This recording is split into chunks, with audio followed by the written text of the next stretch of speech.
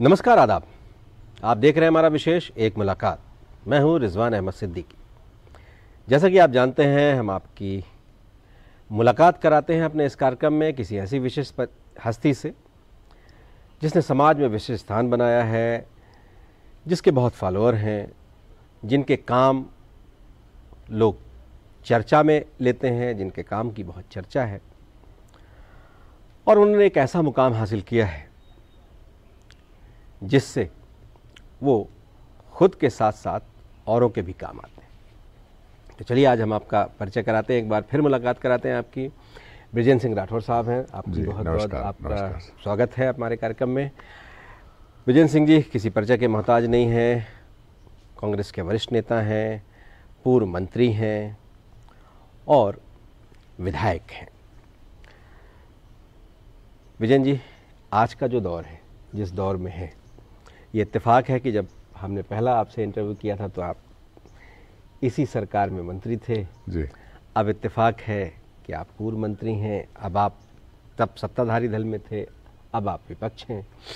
तो ये जो परिस्थितियां आई, इसके बाद अब धीरे धीरे करके पहले 22, फिर 24, फिर 27, अब 27 जगह पर चुनाव होने। तो ये जो चीज़ें हुई अपने इस तरह से बेगाने होते चले गए, आखिर ये क्या है और क्यों नहीं हम रोक पाए अपनों को? देखिए, सवाल ये नहीं है कि क्यों रोक नहीं पाए। जब आदमी की नियति में बदलाव आ जाए, जब कोई भी इंसान उसके काम से ज़्यादा, उसकी पार्टी से ज़्यादा उसका स्वार्थ उसके ऊपर हावी हो जाए, तो कोई भी हो फिर वो बड़े आसानी से उसको रोक पाना मुश्किल हो जाता है। जहाँ तक पिछले बार आपने कहा कि आपका इंटरव्यू किया तो मंत्री के रूप में किया, आज पूर्व मंत्री के रूप में विधायक तो हूँ, और मेरा ऐसा मानना है कि बहुत कोई फर्क नहीं पड़ जाता। पहले जब आप पावर में होते हैं तो स्वाभाविक रूप से मानव स्वभाव है, बहुत लोग आपसे मिलने वाले होते हैं, बहुत सारे लोगों की अपेक्षाएं होती हैं, बहुत सारे काम आपके सामने आ जाते हैं और दायरा भी विकसित हो जाता है। तो उतना वक्त जो है वो तो 24 घंटे से ज़्यादा होता नहीं। तो चाहते हुए भी हर किसी की इच्छाओं को आप पूरा नहीं कर पाते हैं। बहुत सारे लोग नाराज़ भी हो जाते हैं कि साहब बड़ी उम्मीद लेके गए थे और ध्यान नहीं दिया या काम नहीं हो पाया।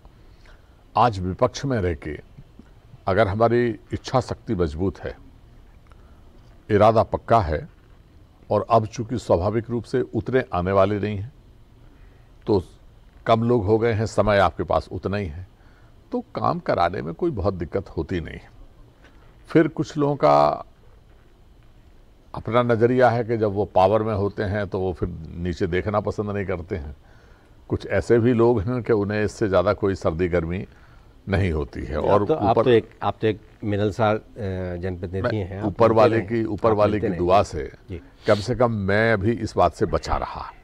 पावर में थे तो भी कोई फर्क नहीं पड़ रहा, आज विपक्ष में है तो भी कोई फर्क नहीं पड़ रहा। जिस नियति से उस दिन भी ईमानदारी से लोगों के काम करने की कोशिश करते थे, आज भी काम करते हैं और काम रुकता भी नहीं है। रुकता इसलिए नहीं है कि देखिए, करने वाला कौन है? करने वाले वही मंत्री हैं, वही प्रशासन में बैठे अधिकारी हैं, वही हम आप में से लोग हैं। जब आपका पद के साथ साथ व्यक्तिगत रिश्ता हो, दिल का रिश्ता हो, प्रेम का रिश्ता हो, तो फिर कोई अड़चन आती नहीं है। कम से कम मुझे तो नहीं आती है। तो मैं ईमानदारी से उस कामों का भी निर्वाह कर पा रहा हूँ। और दूसरा प्रश्न जो आपने किया, मैं नहीं समझता हूँ कि बहुत ज़्यादा कोई तकलीफ थी। सरकार को 1.5 साल काम करने का मौका मिला। जो हम लोगों ने वायदे किए थे, जो व्यक्तिगत रूप से चर्चाएं थीं, वो 5 साल के लिए सरकार बनी थी। और कमलनाथ जी का जहाँ सवाल है, उन्होंने ईमानदारी से इस बात की कोशिश की कि मध्य प्रदेश को बहुत तीव्र गति से हम विकास के रास्ते पर ले जाएं, नया नया निवेश लाने का हम कोशिश करें और कुछ ऐसे आयाम गढ़ें जिससे पर्यटन के क्षेत्र में और अन्य क्षेत्र में हम कामयाबी हासिल करें। और नौजवान जो हमारा इधर उधर भटकता है काम की तलाश में, या वो गलत रास्ते चुन लेता है, उसको एक दिशा देने का काम करें।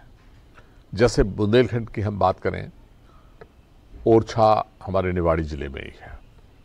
नमस्ते ओरछा का एक बड़ा आयोजन हुआ था और वो केवल ओरछा के लिए सीमित नहीं था, वो मध्य प्रदेश में पर्यटन का कैसे विकास हो उसको सोच करके एक बड़ा आयोजन हुआ था और दुनिया के नामी ग्रामी लोग उसमें शामिल हुए और बहुत प्रचार प्रसार मध्य प्रदेश का हुआ भी था। उधर आईफा की एक शुरुआत होने वाली थी। कई बार विपक्ष के लोग आरोप लगाते हैं कि साहब वो आईफा में तो पूरी सरकारी आईफा में लगी हुई थी, पूरा बजट ही आईफा में रख दिया गया था। तो ये मतलब ऐसे नादानी वाली बातें हैं कि शायद समझदार आदमी तो हंसेगा, क्योंकि जितना मुझे मालूम है और पूरा जिम्मेवारी के साथ मैं कह रहा हूँ कि मध्य प्रदेश सरकार का कोई ऐसा बड़ा बजट उस पर कोई था ही नहीं आईफा के नाम से। वो तो कमलनाथ जी के व्यक्तिगत संबंध थे, उस आधार पे जो है आईफा इंदौर को या भोपाल को मिलने वाला था, फिल्म सिटी इंदौर और भोपाल को मिलने वाली थी, उसके बाद हमारा ओरछा का भी नंबर लगने वाला था। तो ये उनके जो व्यक्तिगत संबंध थे वो एक बहुत बड़ा कारण था, पैसा कारण नहीं था, सरकार का बजट का कोई बहुत प्रावधान नहीं था। लेकिन अभी हम देखते हैं भारतीय जनता पार्टी कई मित्र जिन्होंने अभी ABCD नहीं देखी बजट की, लेकिन वो आरोप प्रत्यारोप होते रहते हैं कि साहब कोई कहता है 10 करोड़ का बजट था। आप ओरछा का जिक्र कर रहे थे, नमस्ते ओरछा एक बड़ा आयोजन था, उसमें बहुत ढेर सारे भ्रष्टाचार के आरोप लगा रहा है विपक्ष। जी नहीं, आरोप लगने की बात इसलिए नहीं आती है कि ओरछा के उसमें बजट कितना था, भाई कितने का, जैसे आपसे मैं पूछता हूँ कितना का आरोप लगा रहे हैं। उनका कहना है कि जो भी मैंने सुना है, हाँ, कोई कह रहा 100 करोड़ रुपए का घपला हो गया, कोई कहता 200 करोड़ रुपए का घपला हो रहा, कोई कह रहा 50 करोड़ का घपला हो गया। मैंने एग्जैक्ट बजट तो नहीं देखा क्योंकि मेरा वो विषय नहीं था, वो पर्यटन डिपार्टमेंट करा रहा था, वो एक अलग विभाग था और उनकी एजेंसी अलग थी। लेकिन जितना मुझे मालूम है और नमस्ते ओरछा के लिए शायद 1 करोड़ का भी बजट नहीं था। तो जब बजट ही 1 करोड़ का नहीं था तो 50 करोड़ का घोटाला काय में हो गया, 100 करोड़ का घोटाला काय में हो गया, 25 करोड़ का घोटाला। तो ये बेसिर पैर की बातें हैं, मतलब पता कुछ नहीं है, बोलना है तो बोल रहे हैं। तो ये अच्छे काम की तारीफ करने के बजाय आप उसमें कमियां ढूंढने का काम करते हो। भाई अगर किसी ने भ्रष्टाचार किया उसकी जांच कराओ, आपकी सरकार है, उसमें क्या दिक्कत की बात है, आप जांच कराइए, जो दोषी उसको जेल भेज दीजिए। लेकिन अच्छी सरकार ने एक कैबिनेट कमेटी भी बना दी। पहले तो जांच कर ही रहे थे, पीछे 6 महीने के जो कामकाज हुए हैं आपकी सरकार के, उसकी एक जांच कमेटी है। उसमें आपके 2 पुराने साथी भी हैं जो अब उस सरकार में ही मंत्री हैं, आपकी सरकार में ही मंत्री थे, तो कामकाज पर अब जांच हो रही है। देखिए मतलब ये जांच कराएं ना कराएं वो सरकार का विषय है, लेकिन कैबिनेट जो होती है वो किसी पार्टी की नहीं होती है। कैबिनेट जो है प्रदेश की सरकार की कैबिनेट, जब सरकार निर्णय कोई करती है, आज मान लीजिए बीजेपी ने जो निर्णय किए थे, हमने उस सारे निर्णय को बदला थोड़ी, हमने 15 साल की जांच थोड़ी कराई। उसमें हो सकता है अच्छी भी होंगे, कई गलत भी होंगे, लेकिन अगर हम उस जांच कराने के लिए बैठे रहेंगे तो हम अच्छा काम क्या कर पाएंगे। आज ज़रूरत है मध्य प्रदेश में अस्पतालों में स्वास्थ्य सुविधाओं की, आज ज़रूरत है मध्य प्रदेश में मजदूरों को काम देने की, आज ज़रूरत है मध्य प्रदेश में जिन नौजवानों की नौकरियां छूटी हैं उनको व्यवस्थित करने की, आज मध्य प्रदेश में ज़रूरत है जो व्यापारियों का व्यापार चौपट हो गया उनको फिर से स्थापित करने का। आज ऐसी ज़रूरतें हैं, अगर हम इनके से ध्यान भटकाने के लिए कि लोग ये ना पूछें कि कोरोना में मजदूर मारे गए तो कौन जवाबदार है, रास्ते में धूप की वजह से, भूख की वजह से हमारी माताएं बहनें मारी गईं, बच्चे अनाथ हो गए, उसके लिए कौन जवाबदार है, वो बात कोई ना पूछे। इसलिए एक नई बात निकालना है। और अब उन्होंने कहा साहब वो कमेटी बनेगी जो 1.5 महीने के 6 महीने की जांच करेगी। भाई जांच करे, लेकिन फिर कल ये भी बात आएगी कि आपके जो अभी समूह आप बना रहे हो, मंत्रिमंडल के समूह बना रहे हो, उसकी भी फिर जांच होगी। आज आप शराब के लिए एक कमेटी बना रहे हो, भाई उसकी भी एक जांच होगी। तो ये परंपरा जो है, अगर आप जांचों की डालते हो, जांच में कोई आपत्ति नहीं, आप खूब जांच कराइए। आपके वचन पत्र में था कि आप पीछे की चीज़ों में जो गड़बड़ी है, जो भ्रष्टाचार है, उसकी आप जांच करेंगे। इसके अलावा आपके वचन, आप जैसे युवाओं के अभी बेरोजगार होने का जिक्र कर रहे थे, आपके वचन पत्र में उनको रोजगार देने का भी वचन था।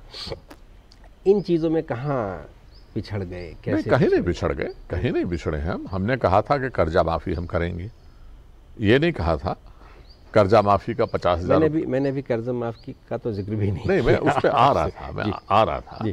जैसे हमने कर्जा माफ़ी का कहा था, हमने कर्जा माफ़ी 50,000 रुपये तक की प्रथम चरण में, द्वितीय चरण में 1 लाख रुपए तक की कर्जा माफ़ी की, एनपीए जो 2 लाख रुपए तक का था उसको हमने माफ़ किया और कहा भी कि इस मार्च के बजट के बाद तुरंत हम 2 लाख रुपए तक का कर्जा माफ़ करेंगे।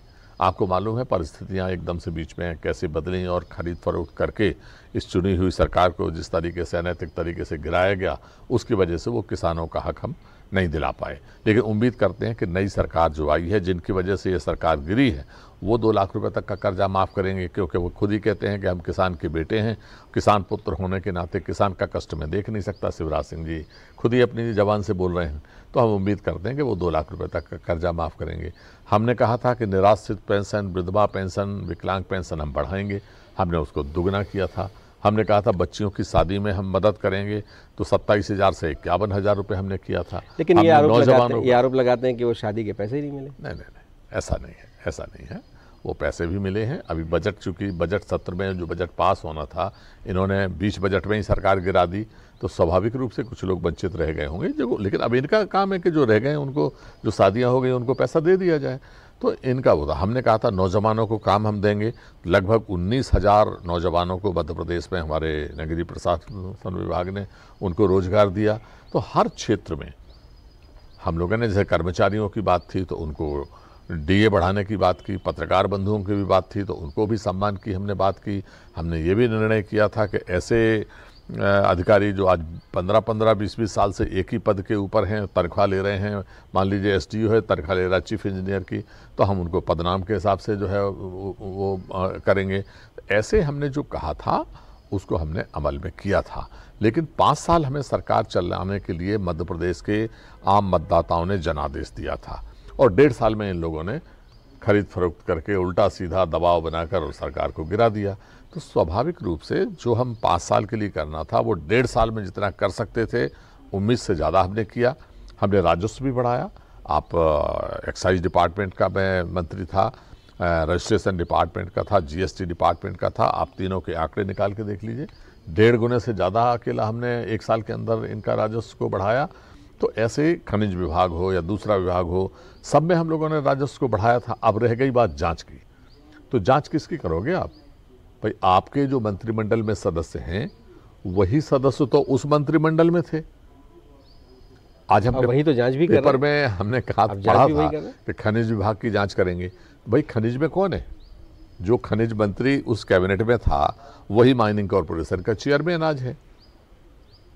आप परिवहन की अगर जांच करोगे, राजस्व की जांच करोगे, तो जो आपका मंत्री उस वक्त था वही आज आपका मंत्री है।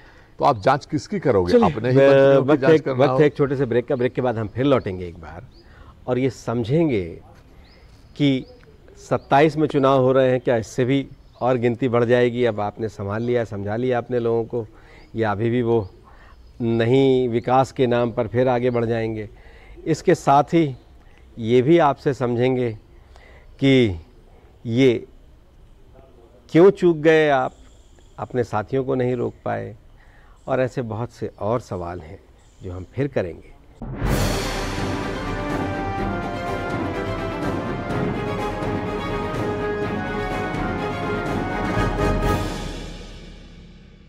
ब्रेक के बाद आपका एक बार फिर स्वागत है। जैसा कि आप जानते हैं हमारे साथ पूर्व मंत्री बिजेंद्र सिंह राठौर हैं,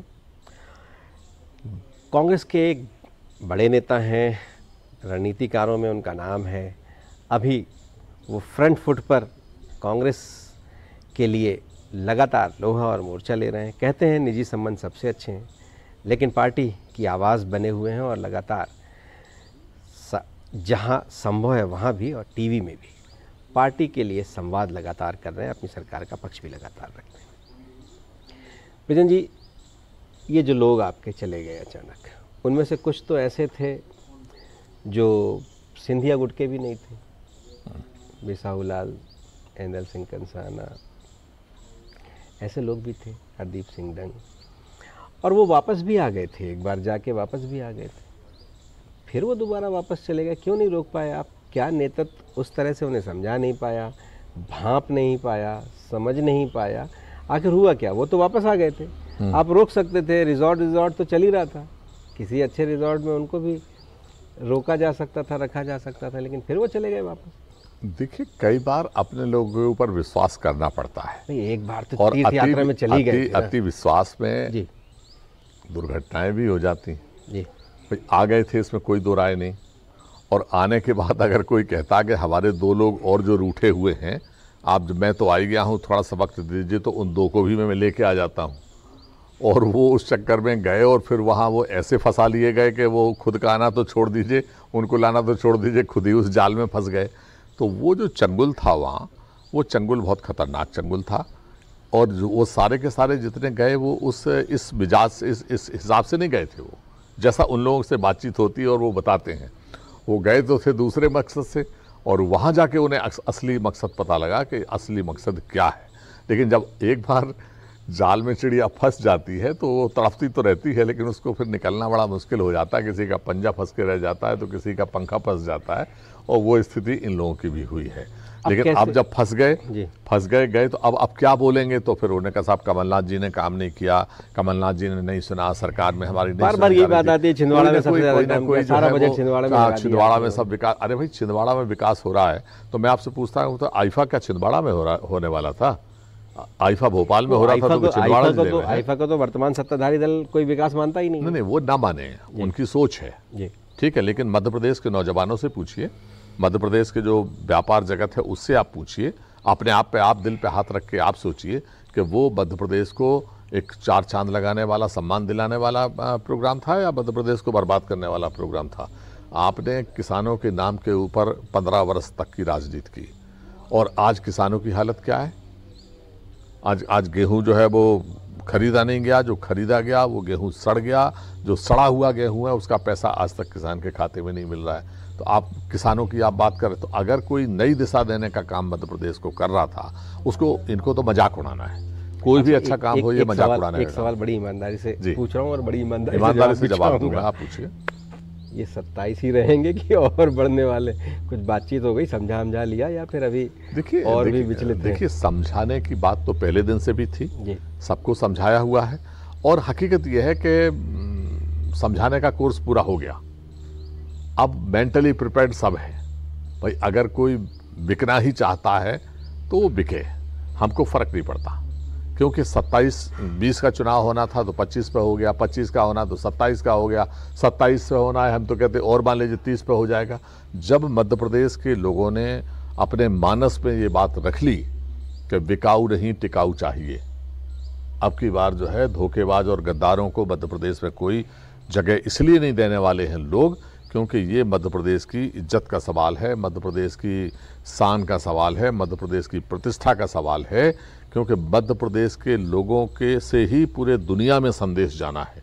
हिंदुस्तान में जो साख बनेगी, अगर मध्य प्रदेश के लोग ऐसे बिकाऊ माल को रिजेक्ट करके बाहर कर देंगे, तो मध्य प्रदेश की जो मान सम्मान जो है पूरे देश में बढ़ेगा, और पूरी दुनिया में नाम लिखा जाएगा कि अगर कोई गलत काम करने की कोशिश करता है तो मध्य प्रदेश के वो जांबाज नागरिक हैं कि वो उसको ठीक करने का हुनर जानते हैं, और ये मध्य प्रदेश के लोग दिखाएंगे। 27 हो, 30 हो, 25 हो, आंकड़ा कुछ भी हो। कहा यह जाता है कि जो उपचुनाव होते हैं बहुत हद तक सरकार के पक्ष में जाते हैं। अब सरकार आपकी है नहीं, दूसरा ये है कि साधन भी उतने नहीं हैं, साधन संसाधन, डबल इंजन की सरकार है, केंद्र में भी कैसे मुकाबला करेंगे?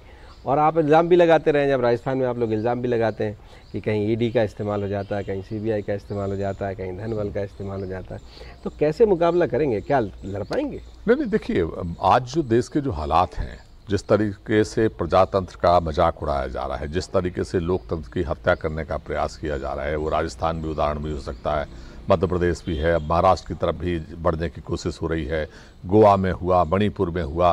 कई बार अगर जनता चुन के किसी को भेज रही है, उसका आप सम्मान करने के बजाय आप वहाँ की जनता का अपमान करने के ऊपर तुले हो। काहे पे? पैसे के दम पर, डंडे के दम पर, प्रशासन के दम पर दबाव बनाकर आप एन के एन प्रकार लोकतंत्र की चुनी हुई सरकारों को गिराकर लोकतंत्र की हत्या करने का प्रयास कर रहे हो, जिसको लोग माफ़ करने वाले नहीं हैं। नंबर 1। लेकिन कर्नाटक में तो माफ़ कर दिया लोगों ने, जिता दिया। नहीं, अब वो ठीक है, वो कैसे जिता दिया अलग बात है। लेकिन मध्य प्रदेश का जहाँ तक सवाल है, मैं आपसे कहता हूँ, मैं स्वयं आपके सामने उदाहरण बैठा हूँ। आपको मालूम है कि 2 चुनाव मैंने किसी पार्टी से नहीं लड़े, निर्दलीय की हैसियत में चुनाव लड़े। सारी राष्ट्रीय पार्टियां लड़ती थीं, बड़ी ताकत से लड़ती थीं, बड़े बड़े धुरंधर नेता होते थे, लेकिन आम जनमानस उनका आशीर्वाद बृजेंद्र सिंह राठौर के साथ होता था। सारी सरकारी ताकतें लगने के बावजूद भी जब जनता मन बना लेती है, जनता ठान लेती है कि हमें इसको करना है, तो ताकत चाहे धन बल की हो, ताकत चाहे डंडा बल की हो, ताकत चाहे प्रशासन बल की हो, सारी ताकतें फेल हो जाती हैं। ताकत केवल एक काम करती है, वो करती है जनता के आशीर्वाद की, और वो जनता का आशीर्वाद मध्य प्रदेश में मिलेगा। और आप देखिएगा, चाहे सीबीआई लगी रहे, चाहे ईडी लगी रहे, चाहे पैसा लगा रहे, कुछ भी लगा रहे, 27 आज हैं, 27 में 27 के ऊपर भारतीय जनता पार्टी चुनाव हारेगी और कांग्रेस पार्टी जीतेगी। सवाल उठने लगे हैं जी। कांग्रेस राम की शरण में चली गई, कांग्रेस गंगा जल लेकर जगह जगह कस्में खिलाने के लिए निकल पड़ी है, शुद्धिकरण कर रही है। ये क्या कांग्रेस की यही राय थी, क्या यही अंदाज था कांग्रेस का काम करने का? देखिए, कांग्रेस की जो विचारधारा शुरू से रही, कोई हम एक केवल जाति और एक धर्म में बंध के काम कभी कांग्रेस ने नहीं किया। कांग्रेस हर धर्म का सम्मान करती है, हर जाति का सम्मान करती है। अगर हम राम राजा के दरबार में मत्था टेकते हैं, अगर हम अयोध्या में मत्था टेकते हैं, तो अजमेर शरीफ पर भी मत्था टेकते हैं। अगर हम अजमेर शरीफ के ऊपर मत्था टेकते हैं, तो गुरुद्वारे में जाके हम स्वर्ण मंदिर के ऊपर भी मत्था टेकते हैं, और गोवा में जाके चर्च में भी मत्था टेकते हैं। तो कांग्रेस हर पार्टी की वो रही। लेकिन भारतीय जनता पार्टी अगर ये कहे कि वो प्राइवेट लिमिटेड कंपनी बनाना चाहे राम जी को, राम जी के प्रति हमारी आस्था है, इसमें कोई दो राय नहीं है, लेकिन राम जी को अगर कोई प्राइवेट लिमिटेड बनाने का काम करेगा, वहाँ हमारा विरोध है। वो प्राइवेट लिमिटेड किसी भी धर्म को, किसी भी उसको नहीं बनाया जा सकता। वो सबको जो है बराबर का सम्मान, वहाँ कोई किसी से बीजेपी और कांग्रेस नहीं है भगवान की नज़र में, उनके लिए सब बराबर हैं, चाहे किसी भी जाति का हो, किसी भी धर्म का हो। इसलिए जहाँ जिस धर्म की वो है, वहाँ हमारी आस्था है, उसमें हमारा सम्मान है। बीजेपी लगातार कह रही है कि कल तक आप राम मंदिर का विरोध कर रहे थे, आज हनुमान भक्त भी हो गए, और एक तरफ कमलनाथ हनुमान भक्त हैं, वो समर्थन कर रहे हैं, हिंदू तुष्टीकरण करने की कोशिश कर रहे हैं, और दूसरी तरफ दिग्विजय सिंह जो हैं वो लंका की तरह बात कर रहे हैं। तो ये जो आरोप है, और दिग्विजय सिंह उसकी तारीखों को लेकर बहुत सा ऐतराज़ जताते रहे हैं, तो ये क्या चीज़ है, इतना आपस में विरोधाभास? नहीं, विरोधाभास कांग्रेस पे कहीं भी नहीं है। देखिए, भारतीय जनता पार्टी की सोची समझी रणनीति है, जिसके तहत वो इस तरीके की बातें उछालते हैं। दूसरा, आप बुरा ना माने तो मैं बड़े स्पष्ट तौर पे कहता हूँ, भारतीय जनता पार्टी के दबाव में आप लोगों के भी कुछ लोग ऐसे हैं जो वो चाहते हैं वही दिखाते हैं, वही प्रश्न पूछने का काम करते हैं। ये बड़े दुर्भाग्य है इस देश के लिए, और इसीलिए ऐसी बातें पैदा होती हैं। जहाँ तक राम जी को ना मानने का सवाल है, भाई कांग्रेस में कौन ऐसा है जो ये कहता है कि हम राम जी को नहीं मानते? हमारे यहाँ तो मुस्लिम भाई, ईसाई भाई, सिख भाई भी हैं, वो भी राम जी को मानने वाले हैं, एक नहीं अनेकों हैं। हम हैं तो हम भी सब धर्मों को मानने वाले हैं। जहाँ तक कमलनाथ जी का सवाल है, भाई कमलनाथ जी ने अगर छिंदवाड़ा में हनुमान जी मंदिर का निर्माण कराया, तो क्या मुख्यमंत्री बनने के बाद कराया? वो तो कई वर्ष पहले करा चुके। अब दिग्विजय सिंह जी का जहाँ सवाल है, तो दिग्विजय सिंह जी को अड़ंगेबाज क्यों कहते हैं? आप ये बताइए, भारतीय जनता पार्टी में कितने नेता हैं जिन्होंने नर्मदा जी की परिक्रमा की है? आप जरा गिन के बता दीजिए। अगर 5 नेता आप गिना दो उनके बड़े नेताओं में, तो हम आपको मान लेंगे। तो दिग्विजय सिंह जी वो शख्सियत हैं जिन्होंने परिवार के साथ पैदल चलकर पूरी नर्मदा जी की परिक्रमा की। ये छोटी मोटी कहने में आसान है, लेकिन ये छोटा काम नहीं है।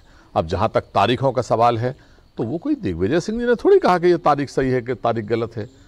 हिंदू धर्म में, सनातन धर्म में शंकराचार्य जी का पद भी एक बहुत बड़ी पदवी मानी जाती है। और जब देश का शंकराचार्य जैसे कुर्सी पर बैठा हुआ व्यक्ति स्वरूपानंद जी महाराज, वो अगर इस बात को कहते हैं कि ये तारीख जो है ठीक नहीं है, तो वो दिग्विजय सिंह जी ने अगर कह दिया, तो वो बात दिग्विजय सिंह जी की थोड़ी है। अगर किसी को ऐतराज है, यदि किसी को प्रश्न पूछना है, यदि कोई धर्म की बात करता है या हिंदू धर्म की बात करता है, तो वो प्रश्न शंकराचार्य जी से करना चाहिए। अब सवाल ये है कि भारतीय जनता पार्टी के जो मित्र इस बात को कहते हैं, वो बड़े हैं, वो ज्ञानी हैं, या शंकराचार्य जी बड़े हैं या शंकराचार्य जी ज्ञानी हैं? तो ये बात लोगों को समझना पड़ेगी। जो भ्रमित करने की ये बात होती है, इस भ्रम में लोग अब आने वाले नहीं हैं। तो जो बुद्धिजीवी लोग हैं, वो बहुत अच्छे ढंग से समझते हैं कि भारतीय जनता पार्टी का एक ही मकसद है कि जो लोग काम करने वाले लोग हैं उनके बारे में भ्रांति पैदा करो, अपना उल्लू सीधा करो और हर हालत में मानवता को ताक पे रखो, कुर्सी बचा के रखो और कुर्सी छीनने का काम ताकत के साथ करो और छीनो। एक आखिरी सवाल है, राम का नाम तो ले ही रहे हैं, हनुमान का नाम भी ले रहे हैं, अब गंगा जल भी लेके जा रहे हैं, तो गंगा जल अब बोतलों में लेके जा रहे हैं, सबका शुद्धिकरण कर रहे हैं, तो ये जो परंपराएं हैं, सनातन परंपरा, वो पूरी तरह से अब कांग्रेस अपना लेगी? देखिए, अभी ये कांग्रेस का तो हमें लगता है प्रोग्राम नहीं है, ये कुछ लोगों का अपना एक प्रोग्राम है। हर किसी को इस देश में स्वतंत्रता है, वो जो करना चाहता है। प्रजातंत्र की खूबसूरती यही है कि उसको अपने बोलने की भी आज़ादी है और करने की भी आज़ादी है। अब कौन क्या करता है उस पर तो मैं टीका टिप्पणी नहीं करना चाहता, लेकिन एक सिंबॉलिक विरोध होता है। वो कोई गंगा जल छिड़कने से मतलब ये नहीं कि वो बिल्कुल सब कुछ साफ हो गया। भाई ऐसे कितने सारे लोग हैं, अगर ऐसा होता तो फिर तो जेल के ऊपर गंगा जल छिड़क दो, सबकी आत्माएं शुद्ध हो जाएं। लेकिन एक सिंबॉलिक, वो एक प्रतीकात्मक जो है विरोध है, जो कुछ लोगों ने उसको किया है। बकाया इन सब बातों का कोई बहुत ज़्यादा मायने नहीं है रखती है बातें। पीछे भी मैंने आपसे पूछा था कि आप अपने कामकाज को, आप अपना जो आपका विभाग है या आपकी सरकार है, उसको कितने अंक देंगे, तो अब तो चीज़ें वो बदल गई। हाँ। तो अब 27 हैं, तो उसमें से कितने अंक आप हासिल कर लेंगे, क्या लगता है चुनाव में? जी देखिए, फेयर अगर हम बात करें तो आज की तारीख में जो जनमानस का मूड है, जितना जगह में गया हूं, मैं ये कहूं कि मैं 27 जगह गया तो 27 जगह तो नहीं गया, लेकिन 7-8 जगह ऐसी ज़रूर हैं जहां मैंने जाके देखा है। और हमारे यहाँ कहावत है कि हड़िया को एक चार टटोलो तो पतो पड़ जात के चावल पक गए कि नहीं, बुंदेलखंडी में है। जी बिल्कुल। तो इसका अर्थ आप समझ गए होंगे। तो वो जो 7-8 जगहों में हमने उस चावल को, हड़िया के चावल को टटोलने की कोशिश की है, उस आधार पे हम कह सकते हैं कि चावल तो पक गया। और अगर वही मिजाज है और हमें लगता है होगा और नहीं होगा तो हो जाना चाहिए, मैं तो अपील करूंगा कि लोकतंत्र को बचाना है या लोकतंत्र की हत्या करना है। ये चुनाव भारतीय जनता पार्टी और कांग्रेस का चुनाव नहीं है। ये चुनाव जो है हिंदू और मुस्लिम का नहीं है। ये चुनाव शुद्ध रूप से लोकतंत्र को बचाने का या लोकतंत्र के गला घोंटने का चुनाव है। ये चुनाव टिकाऊ का और विकाऊ का चुनाव है। ये चुनाव खुददारी का और गद्दारी का चुनाव कितना है। अंक दे रहे हैं आप? और इसलिए मैं आपसे कहता हूं कि 27 में मुझे लगता है कि 27 अंक ही मिलना चाहिए। आपका बहुत बहुत धन्यवाद, आप हमारे साथ जुड़े। नमस्कार। तो देखा आपने विजेंद्र सिंह राठौर, उन्हें अपने रिश्तों पर बहुत नाज है। उनका ये कहना है कि लोग कम हो जाते हैं, जिम्मेदारियां कम होती हैं जब मंत्री पद नहीं होता। वो विधायक हैं और जो अपेक्षा के साथ उनके पास आते हैं वो काम तो हो ही जाते हैं। सरकार बेहतर काम कर रही थी, उसको 1.5 साल ही मिले थे, षड्यंत्र करके सरकार गिरा दी। वो साथी जो मनाने गए थे दूसरों को, वो भी जाल में फंस गए और लौट नहीं पाए। चलिए, ये तो वो जाने क्या बात हुई थी, कैसे मुलाकात हुई थी। लेकिन अब वो कह रहे हैं कि हांडी का चावल उन्होंने समझ लिया है, चावल पक गया है और जनता इस बार किन्हीं दलों के आधार पर नहीं, लोकतंत्र की विजय के आधार पर वोट करेगी। और वो मानते हैं कि 27 के 27 मतलब 100% अंक पाने वाले हैं। चलिए, ये उम्मीद है उसको वो बनाए रखें और मैदान में जब जाते हैं तो इसी तरह से सोच के साथ जाते हैं, इसलिए कि कोई भी सेनापति अपनी सेना को कभी निराश नहीं होने देता। अंतिम क्षण तक युद्ध में वो उसी तरह से, उसी अंदाज में अपनी बातें कहता है और सेना में उत्साह बढ़ाता है। राम की राह पर चल पड़े। उनका कहना है कि कांग्रेस सभी धर्मों का सम्मान करती है और सभी में कांग्रेस के लोगों की आस्था है और राम तो सबके हैं। प्राइवेट लिमिटेड कंपनी राम को बीजेपी बनाने की कोशिश करती है, जिसमें वो कभी सफल नहीं होगी। और गंगा जल ले जाना या इस तरह की चीज़ें हैं, सबकी अपनी अपनी अभिव्यक्ति का अधिकार है सबको, और सबको स्वीकार भी करना चाहिए इसे। सब अपने अपने अंदाज में अपने अपने कार्यक्रम चलाते हैं, लेकिन वो ये मानते हैं कि जिस तरह से देश भर में लोकतंत्र को लेकर बहुत सी चर्चाएं हैं, ये चुनाव देश ही नहीं दुनिया में भी एक उदाहरण पेश करेगा। हमारे इस कार्यक्रम में बस इतना ही। फिर मिलेंगे एक नए मेहमान के साथ, तब तक मुझे दीजिए इजाज़त।